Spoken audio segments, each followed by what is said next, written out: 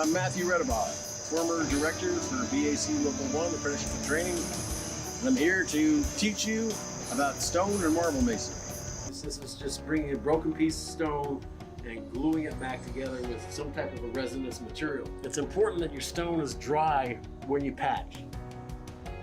It will not stick to a stone that has any kind of moisture in it. The problem with heating it, this is still warm. If I were to put glue on it right now, my setup time would probably be cut by anywhere from a fourth of the time to down to half of the time. You can set up quicker. You don't have those planes matched absolutely perfect. The reflection of the light is just going to give it away instantly.